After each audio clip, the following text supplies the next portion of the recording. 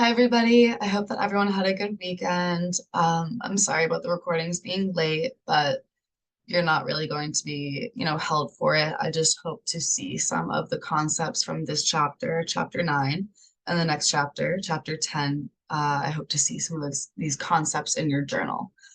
But let me try to run through these chapters relatively quickly.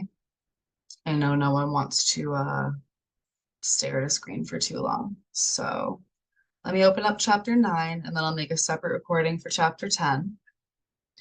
But as for chapter 9, this is social stratification in the United States. There's a lot here. I have a lot of videos in this PowerPoint that I definitely encourage you to check out.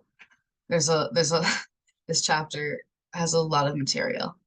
So first of all, what is social stratification? Social stratification is the division of society into groups.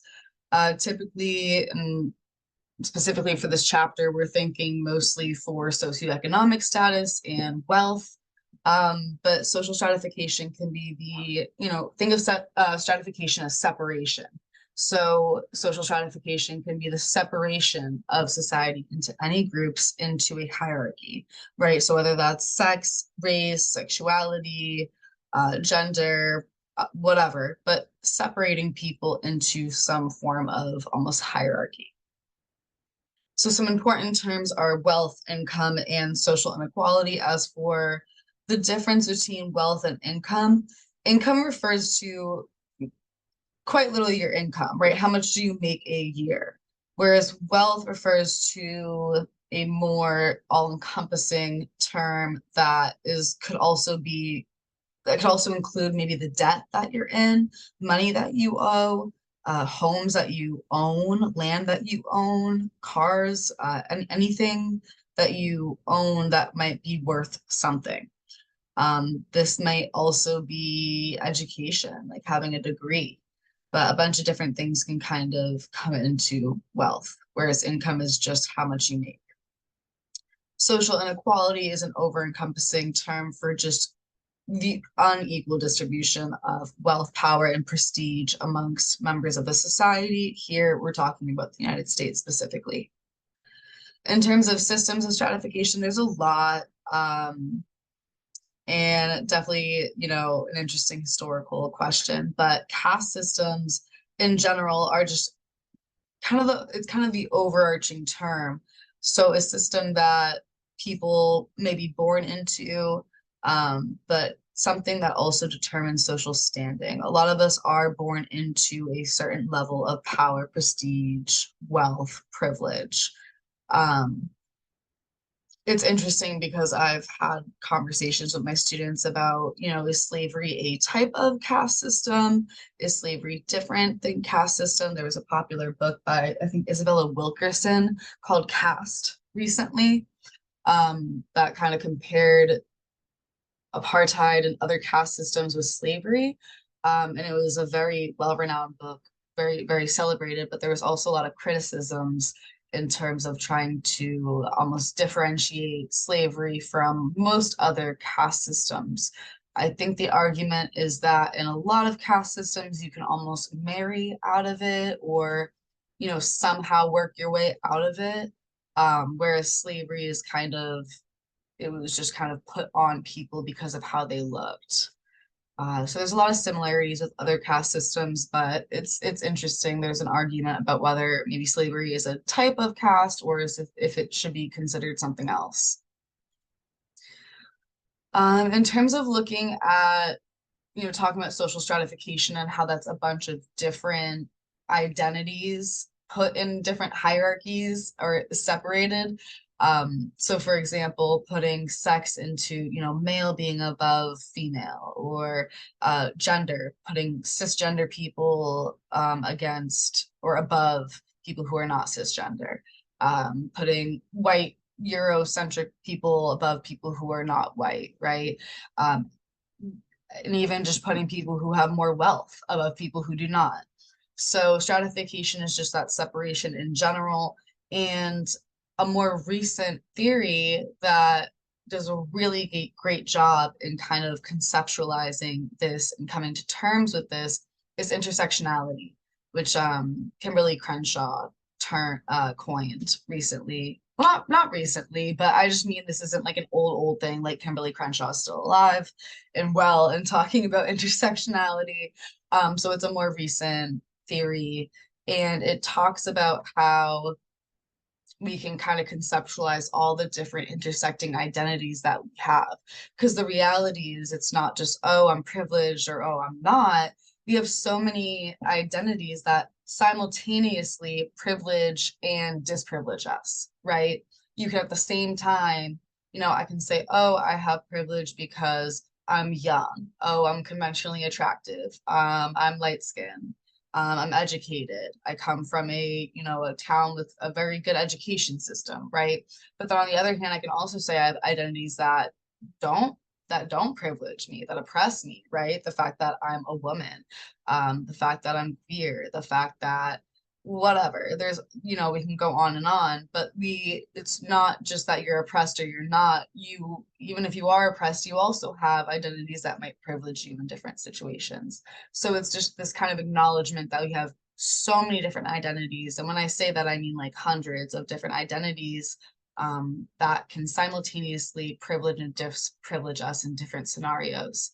And I do think this is a really important concept. So I do encourage you to look it up on YouTube and delve further into it, especially listening to Kimberly Crenshaw herself. I do understand that this video is long though. So I understand looking up maybe shorter videos, but having her explain it would be optimal. Further standard of living. This brings us into like a lot of questions that will that are the more important questions, or the questions that I get more often from students is, well, is US poverty even really that bad, right, compared to other places? And this is just the US inequality chapter. Next chapter will be global inequality comparing different countries. But we do have to understand this term of just standard of living, right? So this is the wealth available to acquire material goods and comfort within a particular society, right? So this is what is the standard? So I guess when I think about the standard of living for our society, there's different levels for upper, middle, and lower class. And I actually just thought about this today. Um, I was talking with Bella about how I need a new iPhone. I need a new iPhone really badly. It's hit like the 3 year mark where it's kind of freezing and overheating and whatever. So we went to the Carnegie Library Apple store to see like what my options were, how much it would cost if I could trade this in. And they essentially were like, oh yeah, it's gonna be like almost $1,000 no matter what. And I was just talking to Bella and I was like, oh my God, like how like people need cell phones. Like, how is it so much? Like people need these phones like to work. Like we need smartphones. But then I was thinking about, oh, that kind of breaks up into class, right? Like we definitely do in this society need phones, right? But for the lower class, or I would like to say almost more like impoverished people who are impoverished and oppressed and marginalized, right? Let's not make it their fault. It's better to use language that talks about how society is kind of oppressing people. And I'm not always good at that, but I try to remind myself, but whatever. So more so like people who are impoverished, um, or I don't know, I'm like, what would be the best word for that? But like whatever, oppressed, marginalized in terms of um, whatever. So I guess what I'm trying to say is I kind of caught myself in a moment of privilege where I was like, how can we still have iPhones cost so much when everybody needs them? And then I was like, oh, that's really a privileged thing for me to automatically think, oh, everybody needs an iPhone or a smartphone. Where, a lot of people, it just might be a phone, right? That might be a track phone. In high school, I had a track phone. So it's like, I don't know, I caught myself in a moment of privilege, and this slide kind of reminds me of how, and that experience reminds me of this slide and how there might be different standards of living within different classes in the US. But it's interesting because I would say overall, standard of living, people need a phone in the US, but then how good that phone is might depend on the class. I don't like to get too much into this upper, middle, working, lower, whatever. I honestly think that this stuff changes and is kind of very subjective, so I don't like to get into it. But I would encourage you to, I have a bunch of videos here, but essentially go into YouTube, right, and look up wealth inequality in the US, how class works, social stratification. We love Crash Course, right? Myth of upward mobility. These are all, I know that you already did some research on meritocracy, so you don't have to go back into that. But even looking at equality, equity, and social justice, looking at any of these videos, I think would be helpful in terms of looking at class rather than trying to conceptualize it in like a numerical way that they do here. Not a fan personally. But okay, social mobility, I'm just going to kind of focus on a few of these. But social mobility in general is just the ability to change positions. So I would say that in the US, we do have the ability of social mobility. We are able to move, whether that's horizontal or vertical, we are able to move positions within our social system. So we do have that. And then we have upward and downward mobility. Let's focus on upward mobility. The US is, you know, known for promising upward mobility, right? Here you have opportunities. You can work your way up if you work hard enough, right? If you have enough grit, you can just work your way up. That's upward mobility. That's the idea, right? The idea that we are able to increase our social standing or make an upward movement in terms of our social class. In the US, we do have that ability, right? But it just tends not to be common, right? And it tends to be common for certain people, right? Certain people, right? So for other people, you know, there's still that ability of upward mobility, but it just may be harder to attain, right? Based on your intersecting identities. So some people, more privileged identities, have a higher shot at upward mobility, whereas more marginalized populations do not. Downward mobility is just the lowering of one's class. It's just the opposite of upper mobility. And then, you know, intergenerational mobility, difference in social class between different generations of a family. I would have to kind of look into these and look at the stats on these and see how common each of these are. Not super familiar, but I do know that upper mobility kind of ties into the American dream and meritocracy, if you wanted to use this concept. Further, again, please do review all the slides. And if you have questions about the slides, ask me or check the book. But I'm just going through what's really important. So in terms of conflict theory or Marxism or historical materialism, conflict theory is very much a class theory. It's very much class struggle, class conflict.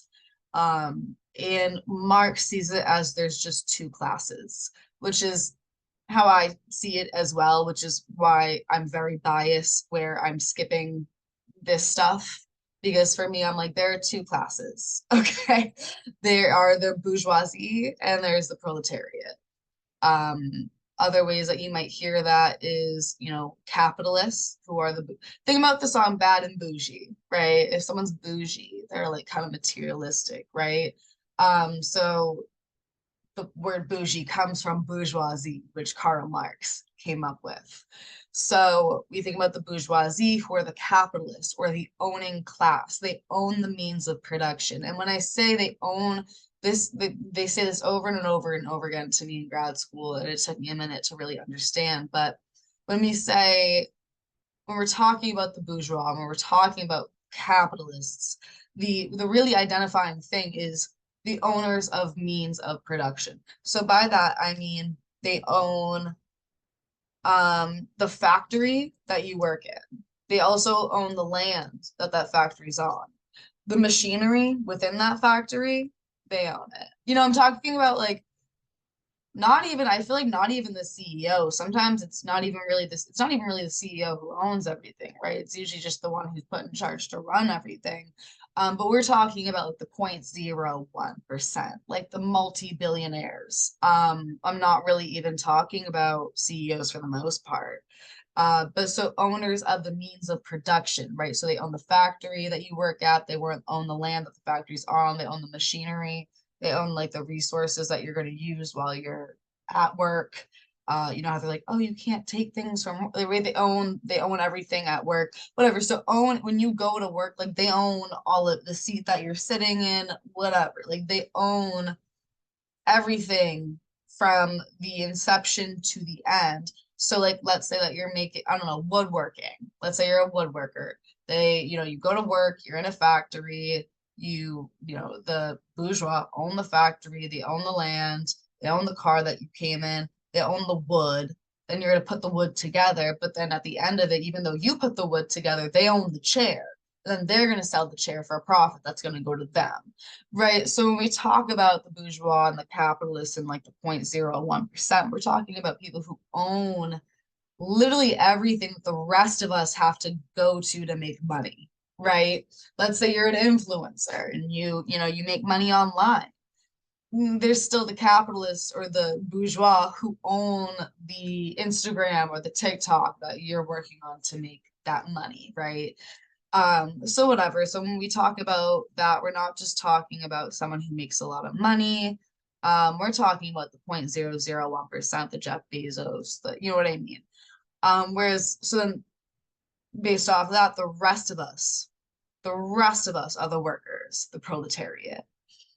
And he calls it wage labor. So we sell our labor for wages, right? And that wage could be $10 an hour. It could be $300,000 a year. It could be a salary, right? But people who are putting in their labor for a dollar amount, that's wage labor. And that's what everybody else does other than those who own the places where we go to do our wage labor, right?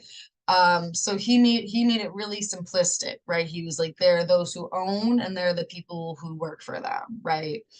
And he pretty much Marx's theory or what he wants, maybe some of y'all have heard about class consciousness. He thinks that like sex, gender, race, all of these things are just thrown down to us to divide us and make us fight each other and uh, take away from the fact that we are all one class. We are all the working class and we're all on the same side and we should be fighting off the bourgeois or the capitalists, right? So that's his thing. He's like, I want people to come to class consciousness, notice everyone, I want everyone to realize that they're being like abused and oppressed and, used for their labor. And hopefully, the 99% can take over the very small 1% and find something more equal. So whatever. That's a little bit of Marxism. Weber came up with some really good concepts as well. He really kind of got into like wealth, privilege, power, prestige. I remember my social stratification class, she called it the 3 Ps: privilege, power, prestige. You got to know these: privilege, power, prestige, right? So prestige is more so like, for example, yeah, more so like an honor, right? So for example, I do feel like I have this automatic prestige that comes with being a professor. And I feel always the need to be like, oh my God, like teachers work harder than I do, probably, like for real though. But I have this weird automatic prestige that comes with being a professor, and people are like, oh my God, you know what I mean? So prestige is just kind of that honor, but that honor might not necessarily come with money, right? So for example, I think I have prestige as a professor, but I'm still just an adjunct professor. I'm still just starting off. So it's not like I'm teachers, whether they're professors or teachers, don't make money like that. Okay. So it's interesting because I do think that even teachers have some level of prestige, right? We're always like, protect our teachers, like our teachers are teaching the next generation, right? I do think that even just grade school teachers have a certain prestige as well. So it's just interesting because prestige does not always correlate with like income or money, though. It's even interesting, I would think, weird example, but the president, right? The president of the United States has a lot of prestige, but it's funny because a pro basketball player makes way more than he does. or potentially she, but it's interesting. Just that's all. So prestige does not necessarily like equate to wealth or power, right? You can also think about, I guess, wealth and prestige not aligning where I guess I think about a lot of my friends or some of my friends who are in PhD programs and they are hundreds of thousands of dollars in debt. So do they have any wealth?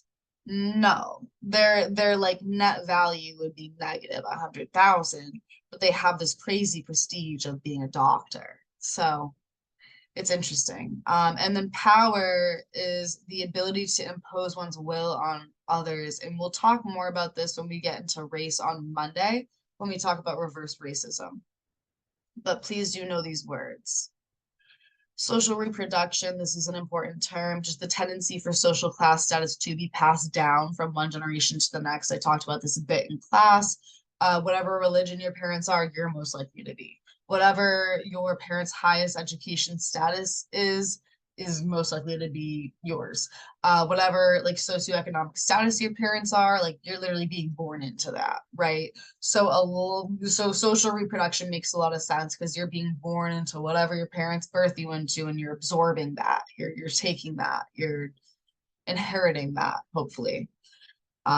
So just, it's just interesting because, this comes back to kind of this is a big thing when it comes to inequality because if you already are in a place of power, prestige, wealth, you're able to pass that down for generation to generation to generation. Whereas if you do not, that's also going to be reproduced socially from generation to generation. So it makes it hard for people who are downloading to ever kind of catch up, right?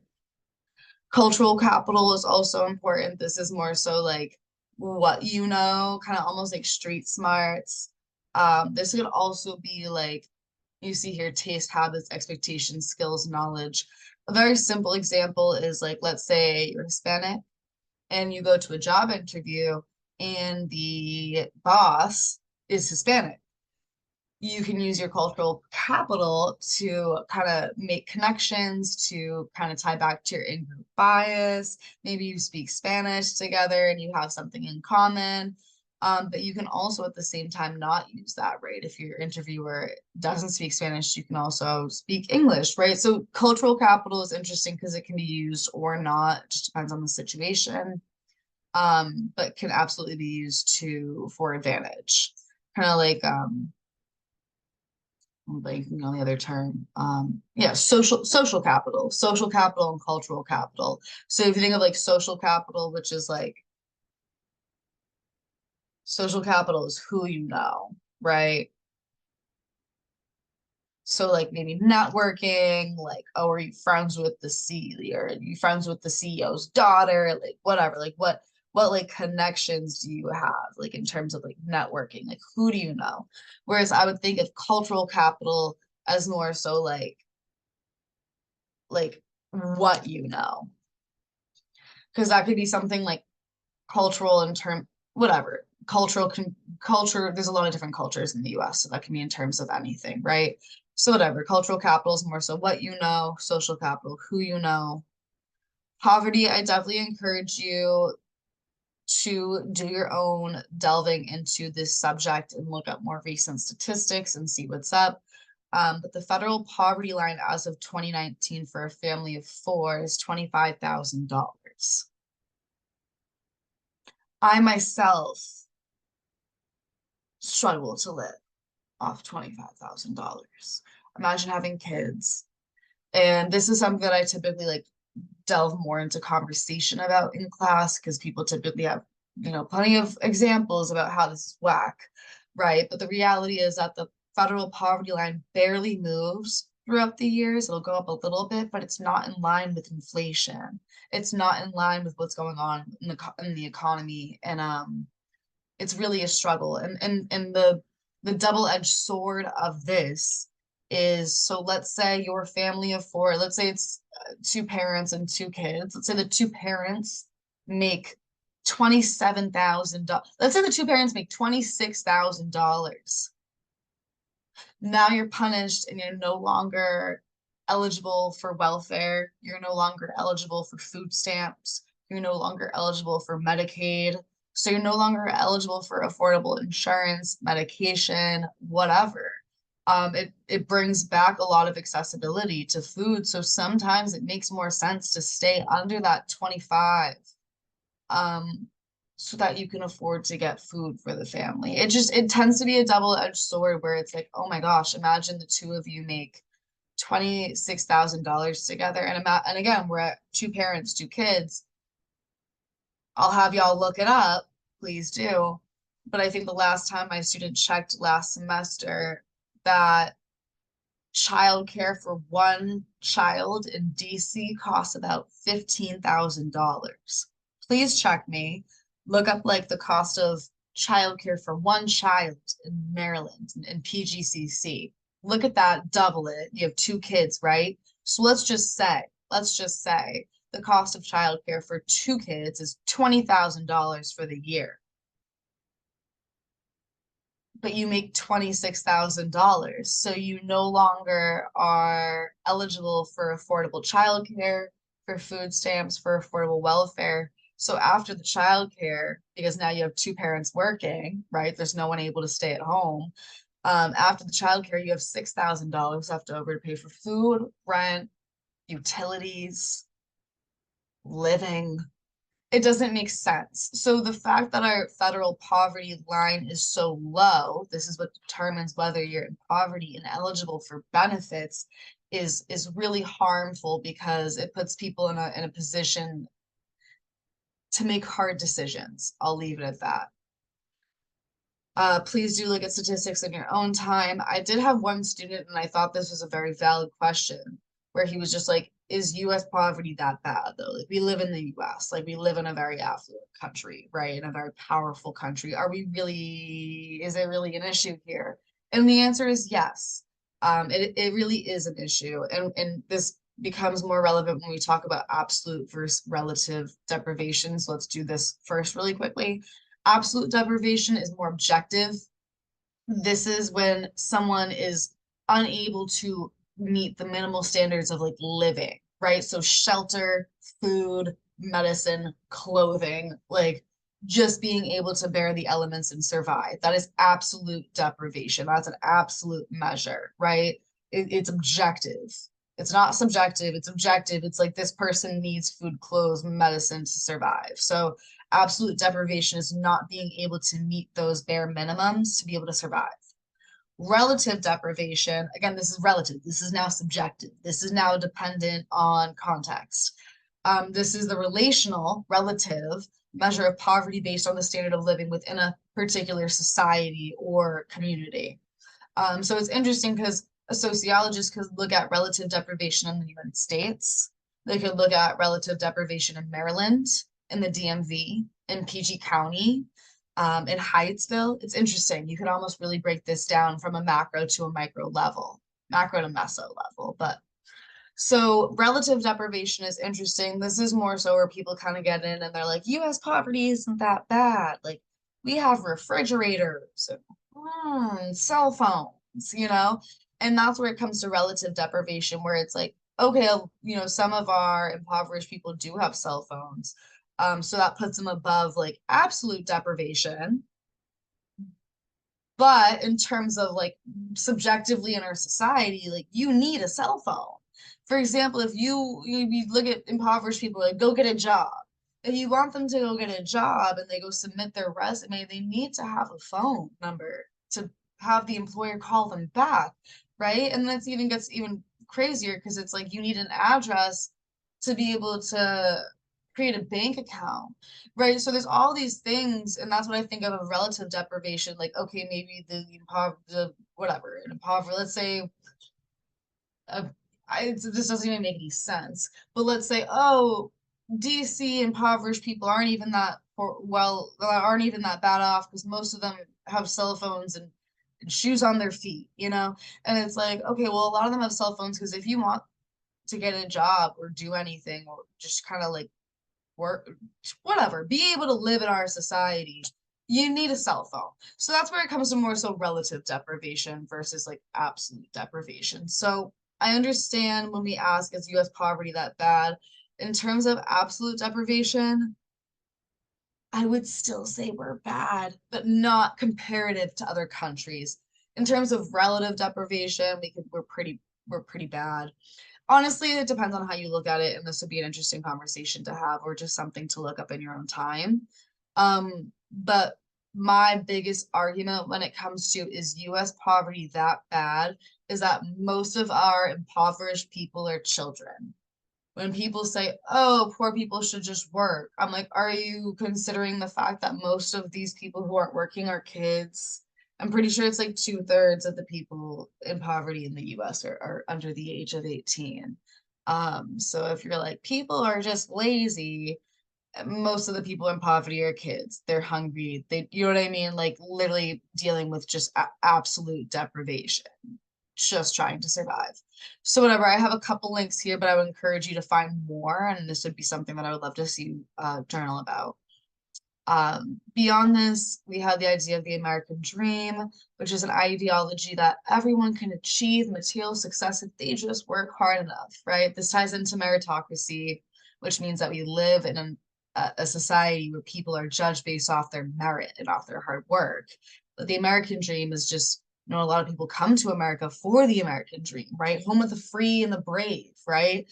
People come here because they're like, oh my God, there's freedom and there's opportunity and there's the promise of upward mobility, which we talked about, which is an ability here, which is huge. We do have the option of upward mobility, but is it easy? Is it accessible? Are there enough resources for everyone to have equal access and ability to achieve upward mobility? Not so much, right? So we still are, as the US, like, you know, I'm not shitting on the US. We're a great country. We have a lot of opportunity here. It's just that the opportunity is afforded to certain people based off cultural capital, social capital, wealth, power, prestige, and social reproduction of wealth. And just like, yeah, class in general in the US. So, yeah, you can see here that we see as sociologists the American dream as harmful because this ideology can justify economic inequality in our social system, right? Again, oh, if you just worked hard, you could achieve the American dream like the rest of us.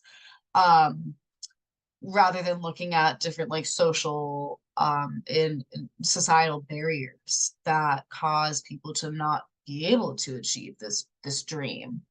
And also, you know, criticize for legitimizing stratification by implying that everybody has the same opportunity. I hope to see in our conversation on meritocracy tomorrow kind of a conversation about this because the idea that we all have the same opportunity to get ahead is quite silly, in my opinion. And I'm sure a lot of you know that, but willing to debate and talk about that more. But as for now, I'm going to stop this record. I don't even know where we're at for timing. I wasn't paying attention. I apologize. But thank you for hanging in this long if you have. And just make sure to reflect on some of these concepts, look them up more if some of them are confusing. And I hope to see that you include some of these concepts in your journal, as well as in the future projects that we have in this class. So thank you again and stay tuned for chapter 10.